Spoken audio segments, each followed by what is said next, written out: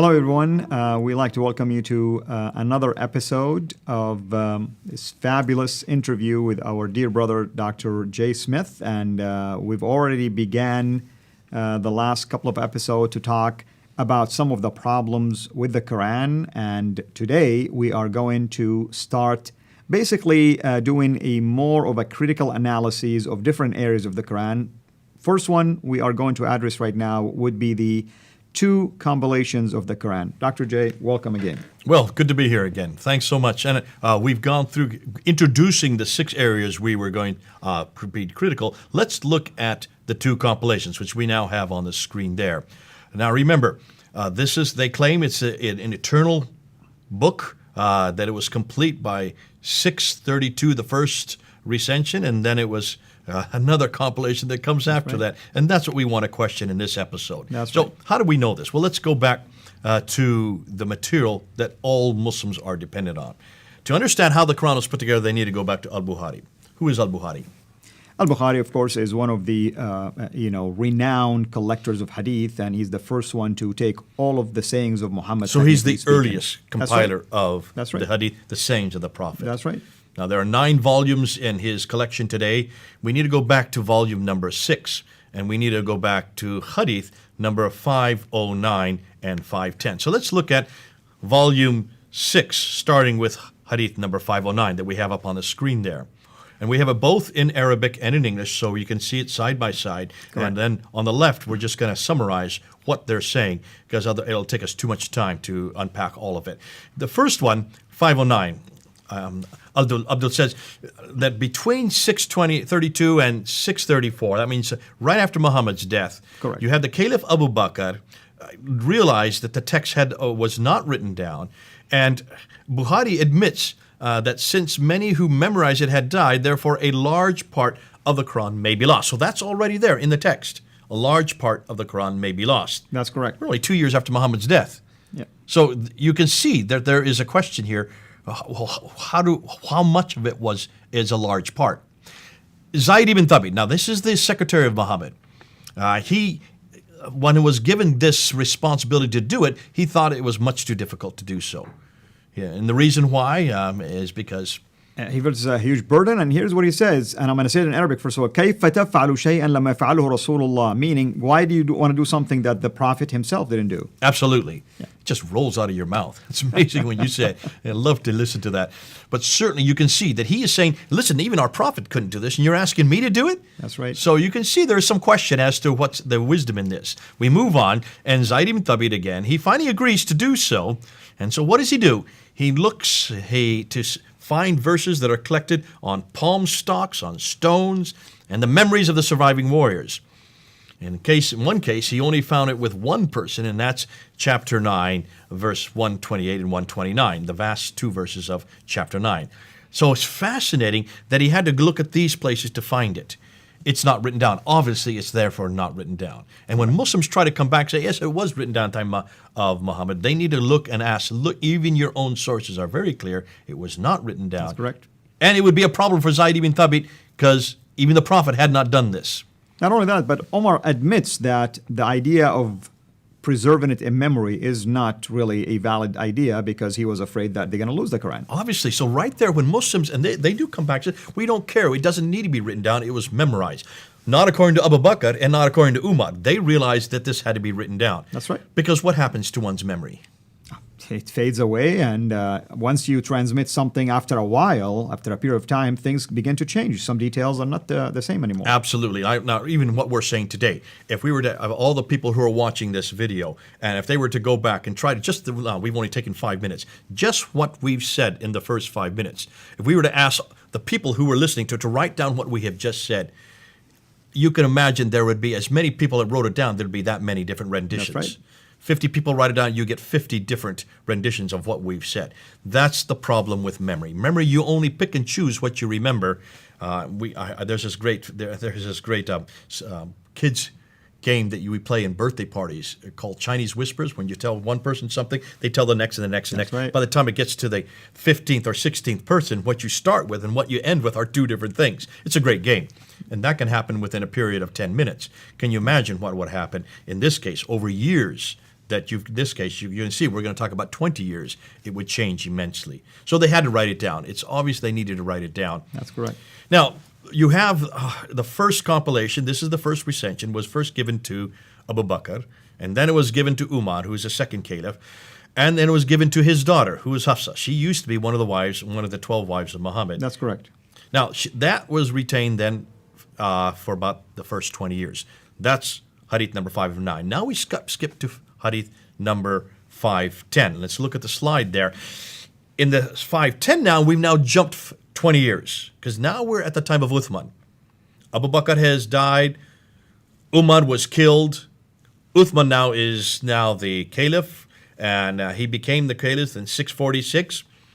Now we're roughly now 650, 652, so we're about 5 years to 7 years into his reign. You have a second problem. And it says right there that Hudayfa comes to him, and he's afraid that the people in Syria and Iraq would have different recitations of the Quran. So he's asking Uthman to have the Quran written down a second time, to rewrite the Quran using Hafsa's first compilation, that first compilation that was given to Hafsa. That's correct. Now, do you see a problem with that? Absolutely. I tell you what's the problem is obviously, Uthman didn't trust the first copy that was made. He realized there are more copies that are circulating around, and he... Okay, right there, more copies. Needed to so centralize already that. There's admission that there are different Qurans. That's correct. This is an admission, huge admission. Why don't Muslims pick this up? Because they only emotionally want to hear what they want to hear. This is their material. We're not making this up. And you can see we've kept the Arabic there, we've kept the English literal translation, and we're just summarizing what is already there. On the right side of the screen, we're summarizing on the left. That's correct. So you've got some problems here. This is already admission that there were maybe different Qurans. In Syria and Iraq, there are different Qurans. That's correct. So at the very center of Islam, you're getting different manuscripts, different codices, admission of that. So Uthman orders 4 compilers, Zayd ibn Thabit, Zubair, Alas, and Hisham, to rewrite the text. Why do you need to rewrite the text if you've got it right there in Hafsa's copy? And in fact, he asked him to bring that as one of those copies they want to review, but they ended up rewriting it, and as you know, Uthman decided on a certain dialect. Now, here's the central question. I thought there were 7 different readings of the Quran. Why would Uthman settle on one? Why not 7 different reading copies? Okay, now let's back that up. Hold on a minute. Say that again. There were 7 different akhruf or kiryat. That's what the Islamic tradition is, based on a hadith that was written 200 plus years after the time of Muhammad. If that was true, why did Uthman decide on one dialect only? Aha. And what about the other 6? Supposedly he burned them. Okay, second, we haven't got to that yet. Hold on. You've jumped the gun on me on this one. But before we even get into that, let me ask you, as an Arabist, this is your scholar, you're the Arabist, you know what a dialectic difference is. How do you find dialectic difference in a consonantal text? Well, you only find it when you have diacritical markings. And diacritical markings are what? Those are the markations you put above or below letters to help you vocalize and pronounce words. You said that on a previous episode. That's right. In a future episode, we're going to actually show you. We're going to show you on slides what happens when you put the different dots in. That's right. So you have to have diacritical marks to separate the letters one from the other to know which letter you're looking at. That's correct. You can have just a little shape like this, a little bowl shape, a smiley face. 1 dot is a na, 2 dot is a ta, 3 dot is a tha, 1 dot below is a ba, 2 dots is ya, na, ta, tha, ba. Yeah, that's 5 different letters. That's right. From depending on where you put the dots. But the only problem is Uthman didn't even use that. Oh, wait a minute. So there were no dots. Nothing. At this time. You can look at the copies, at least the early Quranic copies that would date to before or after Uthman, and they still don't have Diacritical it. marks didn't exist in the 7th century. They did not. It took about 100 to 150 years for the what system to be developed. Is Uthman saying here? This doesn't make sense. Exactly. He's going just by the oral way of saying it. That's I'm going to even dispute that. That he's not even saying this. Well, that's at least what the hadith will insinuate, and as if when it was was the an hadith oral. written? When was this 200 years after. 240 years. That's right, The to be date, exact. Yeah. The date we're talking about, the date we're looking at is 870. Muhammad died in 632. That's right. So you're talking about 240 years later. 870 is when Bukhari died. So just before he died, he's writing this. Now, by the time 870 comes into play, we're talking about the late 9th century, where are the diacritical marks? Right now, they are 870. starting to be available. Yes. They were all there. Yes. By 870, yes, Bukhari knows what he's talking about. But he's talking about his day. That's correct. This is a problem that would have existed in his day, these dialectic differences. So he's redacting on what he thinks must have been happening. He's redacting it back to the 7th century. He didn't know his own history. Probably because he didn't look at the earliest manuscripts like we are able to do today. So you can see immediately this is a 9th century problem redacted onto a 7th century environment. That's correct. And Muslims, you need to hear this because you hear this argument from Muslims all the time. Oh no, these were 7 ahruf. By definition of ahruf, you have to have diacritical marks to show the different ahruf. That's correct. That's so correct. in a consonantal text which has no dots, has no vowelization, no dhamma, no kasra, no fatha, You're left to read those it hadn't however been you invented want. yet. In the mid-7th century, none of this makes sense. Absolutely. Oh, I love this. That's a good point. Now, we need to make sure that we underline this, and I hope Muslims especially are listening to this, because these are the claims your leaders make, these are the claims your pundits make, and yet they don't make sense historically. We're doing historical critiques here. Let's move on. So, therefore, he has these for rewrite it in a dialect that didn't even exist, at least not in a written form. You could have had a dialectic in orally, yes, there was a dialectic difference, but not in a written text. Ooh, I love that. So we get down to Uthman then sends a copy of this finalized Quran that is different than all the other ones. He sends a copy to 9 cities, and we've got the cities listed up there: Basra, Baghdad, Damascus, Jerusalem, Cairo, Alexandria, Aden, Herat, and Nishapur. Those are the 9 cities. How do we know that? Because there were to every province, it says in the text. That's correct, yeah. We know there were 9 provinces. So one copy of this finalized, canonized Quran, perfect Quran, were sent to 9 cities. With every copy went a reader. And I want to add this. The fact that there were no diacritical markings back then in the days of Uthman. So one will say the only concern Uthman has is the rasm that he used, which is the... Now you said an Arabic word there. Define what you mean. Which is the shape of the words and the letters. Whatever words he used, he was disagreeing with other copies that have different words, and now we have the Sana manuscript to even prove things like this. Okay, we're going to get to that. You're now really jumping ahead because I can see you're getting at the bit. You want to get ahead. You want to get to the conclusion, but we still need to lay a foundation. We need to lay a base for what's happening That's here. correct. So he sent to 9 different provinces. Those are the 9. Where are they?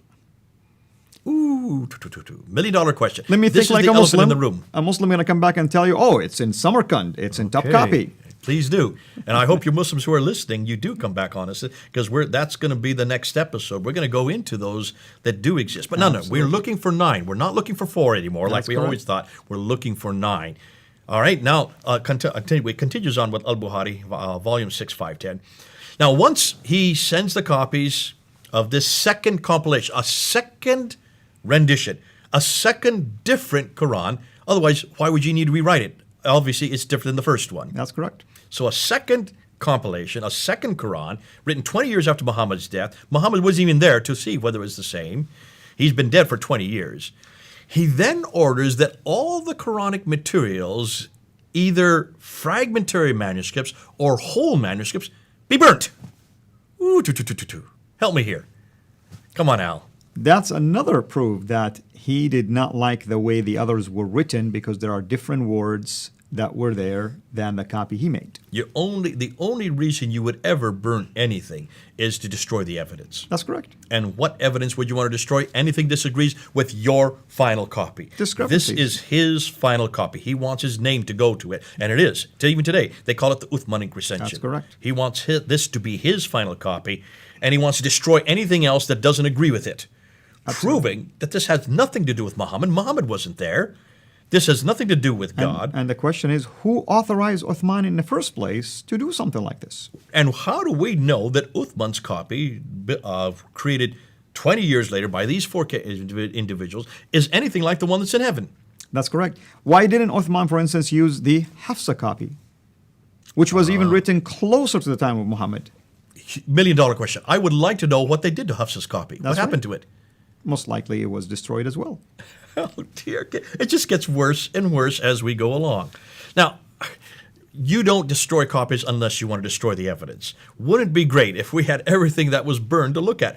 Wouldn't it have been great if they'd preserved those burn items so we could at least put it together and forensically try to find what was different in any of them? And you know, Dr. J, here's what I wonder about. Why do Muslims get upset when the Quran is burned today, when in fact their caliph burned Qurans? At the very beginning. They need to look at that. And everything we're saying right now is from Al-Bukhari, Volume 6. It's right here, Hadith ladies and number gentlemen. 509 Look and at 5. it. We're We not have making it this on up. the screen. There you go. Now let's move on. So, here are the questions I have. Question number 1, and we can go on to the screen. Let's take a look at them. Why did God, first of all, use a language which could not accommodate the Quran? You've already told me Absolutely. that the 7th century Arabic script only used razm. Correct. He already had other languages. God had already used Hebrew and Greek with the Old Testament and the New Testament. There were lots of languages that were quite sophisticated, could have easily accommodated it. Why did not God use those languages to begin with? Because the Arabic is limited to a small area, geographical area, and a small group of people. So how can the Quran be a message for all people? Not only that, we know that the Arabic is a very new language. We don't have any reference to Arabic prior to the 2nd century AD. Correct. And we know that it's derived out of the Nabatean script. That's The correct. Nabateans, as we're going to find out later on, were very significant in what we know as Islam today. But that's for another video at another time. Nonetheless, we do know that it was crude. It was so crude, you could not even understand it that early. Now, in God's wisdom, I don't understand why he would have chosen this language. Secondly, why did he choose a man who could not read or write? And that's another puzzling question, because the first revelation, as we mentioned earlier, that he received says read. What does that mean? Akra. If he doesn't know how to read, why would God even start his revelation That's to this the first man? thing Gabriel said to him when they hit a cave. Akra. And what was his response? I do not know what to read. Ma akra. I cannot read. Well, that should have told Gabriel, Ma okay, you ana got the wrong biqari, guy here. he says, you know. Go somewhere else. Obviously, this guy cannot be the arbiter for the greatest revelation for in the history of mankind. If he cannot read, and that was his one goal, that was his one mission, why in the world did Gabriel still stay there with him and say it 3 times? 3 times, squeezing him after each time, That's according to the tradition again. That's correct. By that time, it should have been pretty clear that you've got the wrong man. Go get a guy who can read, a guy who can write. And because that is what his only responsibility is, to write this revelation down, to preserve it. Now, that was his only remit. Secondly, even if they still said, okay, we'll give him some more time. Of course he can't read. Why didn't he learn to read? He had 22 years. And that was his language. It's not like something new anyway. Listen, when I learned Arabic in London, it took me 2 weeks to learn the Arabic script, to read and write it. I didn't know what I was reading or writing. I didn't know Arabic. Muhammad did know Arabic. That's right. If it only took me 2 weeks to read and write the Arabic script, why in 22 years, could he not do so? That's another puzzling question, of course. And then hold on a minute, didn't he have a scribe? He did. Didn't he have Zayd ibn Thabit? At least more than once, but Zayd was one of them. What do scribes do? What's their remit? What's their one responsibility a secretary is supposed to do? To write. That's right. So why didn't he give him the other authority or the responsibility to write it down? The whole time he was with them, wouldn't it be something that he should have done? Wouldn't that be something that should have been preserved? That's correct. So and when we do have two, like Ubay and Abdullah ibn Mas'ud, they both took it upon themselves to write their own. No one told them. There you go. And then why didn't Abu Bakr make copies immediately of that which he wrote down? That's Why did correct. he just give it one copy and give it to one woman? Shouldn't there have been many copies made, like Uthman made 9 copies? Where are the copies that Abu Bakr made? That's rather irresponsible of him. And obviously, he let basically this idea continue, because many took upon themselves to keep writing and writing and writing. And we have later many different Qurans, of course. And then we brought this already up. This is the third set of questions, and that is, how could there be dialectical differences in the 7th century? These dialects, by definition, require diacritical marks. They require vowelization. That was not introduced until the 8th century. They were not finalized until the 9th century. And that you can see why al-Bukhari would have known about them, but certainly not the time of the 7th century or the 8th Because century. he was reading backward from his days. That's right. He's redacting it back, that view. And then, of course, as we already mentioned, why in the world would you burn something that was God's holy word, God's eternal word, the greatest revelation in the history of mankind, unless, of course, there was discrepancies. Well, Now, Dr. J, this is great material. Is there anything else we want to add to this before maybe we wrap it up so we can come back again with another topic in our list? well, I want to look, before we finish the compilations, I want to look at what the traditions say, because the traditions also go into this. They give us some troubling views. This is the Islamic tradition. That's the Sirah of the Prophet Muhammad. That means the Siratu Rasulullah, which would be the biography of the Prophet Muhammad. That's correct. First written by Ibn Hisham and Al-Waqidi. Then you have the hadith that we've already referred to by Al-Bukhari, Sahih Muslim, Ibn Dawud, Tirmidhi, and others. And then you have the tafsir first compiled by Al-Tabari in 923. That's right. And those are the please exegesis of it. And then you have the history, tariq. Tariq, So you have the Sirah, Hadith, Tafsir, and Tariq. Those four genres. That's known as the Islamic traditions. That's right. So let's look and unpack and see what they say concerning how the Quran was compiled. Because what you're going to find is pretty disturbing, or in our case, pretty exciting. Let's start with them. Let's put them up on the screen. There's Al-Bukhari, Al-Hajjaj, Ibn Dawud, Al-Tirmidhi, Al-Nasai, Ibn Majah, and then some would put a seventh one, Muwatta Ibn Malik. Okay, so those are really the 6 to 7 authoritative hadith compilers. And look and see what they say. So the first one, by Ibn Dawud, what does he say? He's saying many of the passages of the Quran that were sent down were known by those who died on the day of Yamama. He's talking about that battle. And they were not known by those who survived them, which means they were lost. So many were not known, so we did lose quite a few. So this is a huge admission. That's right. Nor were they written down, nor had Abu Bakr, Umar, or Uthman collected the Quran, nor were they found with even one person after them. That's a huge admission right there by Ibn Dawud. So he's already saying that a lot of it was lost. And here's another one about disappeared. Go ahead and read that one. That's this is by Suyuti. Al-Itqan fi Ulum al-Quran. He's one of the renowned tafsir, basically scholars. It is reported, he says, from Ishmael ibn Ibrahim, from Ayyub, from Nafi', from Ibn Umar. And then he goes on to say, let none of you say, that's Ibn Umar saying this. The son of the Caliph Umar is saying this. Let none of you say, I have acquired the whole of the Quran, he says. How does he know what all of it is when much of the Quran has disappeared? Oh, dear. This is the son of the Caliph who lived at the time of Muhammad. Rather, let him say, I have acquired what has survived. Why is it Muslims aren't reading this? I find it that amusing to me because the early Muslims were really transparent and they were not thinking about the Quran as a rigid text. They never make the claims Muslims today are That's making. Right. So it's obvious you need to go back. We're just reading their traditions. Let's go on to another one. Here are some verses were forgotten. And this one has to do with the basically memorization, of course, what we used to recite a surah which resembles in length and severity to Surah Bara, which is chapter 9. I have, however, he said, forgotten it, with the exception. And then he goes on and says what the exception is. Exactly. So here he's admitting that he has forgotten it. That's right. And here we have some verses were canceled against Sahih Bukhari. Now hold on. Sahih Bukhari is the most authoritative because Sahih means perfect. So this is the greatest of all the hadith compilers. What does he say? And here's what Bukhari is saying. He said, he's reporting here, someone saying, we used to read a verse of the Quran revealed in their connection, but later the verse was canceled. It was conveyed to our people on our behalf the information that we have met our Lord. And canceled.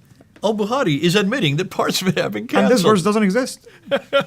Now let's continue with Al-Bukhari because he said that some verses were missing. And this is the great verse on Rajam. Go ahead and read this. I mean, basically, we know that the stoning verse doesn't exist in the Quran, yet stoning is practiced under Sharia law. So it's referring to Surah 24, Ayah 2. In chapter 24, verse 2, it says 100 lashes. But here you have Umar, who is really upset because he says, we used to stone, the Prophet used to stone after us, but I'm afraid that when they read the Quran today, they won't find that verse there. That's right. He's admitting that that verse has been taken out. And this is one of Muhammad's closest companions who became the second caliph. There you go. Huge admission here. Let's continue on. So, overlooked. This is Ibn Abi Dawud again. What does he say? Ibn Abi Dawud saying, Khuzaymah ibn Thabit says, I see you have overlooked, notice, overlooked 2 verses and have not written them. And they says, said, this is and what then they he are. began to report it. So you can read that for yourself. So there you have him saying that they have been overlooked. And now we come back to Imam Malik, the 7th major of the compilers, concerning Aisha. This is the wife of Muhammad. What does he say about Aisha? Here's what it's saying. It's saying Abu Unus, freedman of Aisha, basically he was like basically a slave, mother of the believers, reported, Aisha ordered me to transcribe the Holy Quran and asked me to let her know when I should arrive at the verse, Hafadhu Salat al-Asr, basically. He's talking about the Chapter 2, verse third 238. prayer. Yeah, was Salati, and he was talking about chapter 2, verse 238. And he says, when I arrived at that verse, basically, I informed her, and she ordered, write it in this way. So here she is telling him to write it a different way than he has memorized it. So here is a woman, wife of the prophet, who is actually correcting and changing the Quran. I didn't know women could change the Quran, did you? Well, but there it is. Imam Malik refers to that reference. If you ask my Muslim friends, why did Muhammad marry Aisha when she was young? They say, oh, it was by God's grace and wisdom so that she can learn from the Prophet. Well, there you have it. There is and now she's changing what the Prophet had said earlier, if that had happened. Now, we come to another one that was modified, and this is by the Hadith Ibn Abi Dawud. What does he say? He's saying, altogether, Al-Hajjaj ibn Yusuf, that's another prominent name, by the way. He is the governor of Kufa under Abdul Malik. That's right. He lived in there. So we're talking he even made modifications and redactions of the Quran himself. Okay, what is it and what happened? He's saying he made 11 modifications in the reading of the Uthmanic text. Notice, he changed the Uthmanic text. 11 times. So that's an enormous admission right there. That's right. Now we get to some verses were substituted. Sahih Bukhari again. And here it's saying, but Allah says, none of our revelations do we abrogate or cause to be forgotten, but we substitute something better or similar. Now that's in chapter 2, verse 106. So that's in the Quran itself. Exactly. You can also find it in 16, ayah 101. That's correct. The exact same thing. So 2 references to changing the verse or substituting a verse. Now we end with this one by Sunan Ibn Majah. What did he talk about? Eating it. Now, that's an embarrassing one, of course, and it says it was narrated that Aisha, once again, said the verse of stoning and of breastfeeding an adult 10 times was revealed, and the paper was with me under my pillow. When the messenger of Allah died, we were preoccupied with his death, and a tame sheep came and ate it. It ate it, okay. Now, just a review. Lost, disappeared, forgotten, canceled, missing, overlooked, changed, modified, substituted, eaten by sheep. Now tell me, Al-Fadi, does this sound like a book which was compiled perfectly and completely? It's very obvious that that's not the case, and it's very obvious that the early Muslims in those days did not even look at it as something rigid that you have to fight over. And in every case, these are intentional changes by humans. Absolutely. And this is what we're trying to prove. All these episodes, we're trying to show that this book does not come from heaven. It does not come from Muhammad. It doesn't even come from Uthman. These are later changes, and some of these are changes before Uthman, some come after Uthman. But you can see, we're talking about human intentional changes. Absolutely. And as you can see, I mean, these changes were done after the death of Muhammad. It wasn't done even during his life. It was done later. So who's the author of the Quran in this case? Don't tell me Muhammad reported a message from heaven, because we know already it's Uthman, it's Aisha, and it's many others who authored parts of the Quran and changed it. And even a sheep. That's right. Well, I hope if you're watching, you've enjoyed this show, and please continue to basically follow this series, because we will be publishing these videos one by one, and we'll continue to talk about the different problems of the Quran, among many other topics that we will be doing with our dear brother, Dr. J. Until we meet again, have a blessed day. Thanks for watching. Make sure to like and subscribe so that you don't miss future videos. And please consider becoming a patron on patreon.com/Sierra International.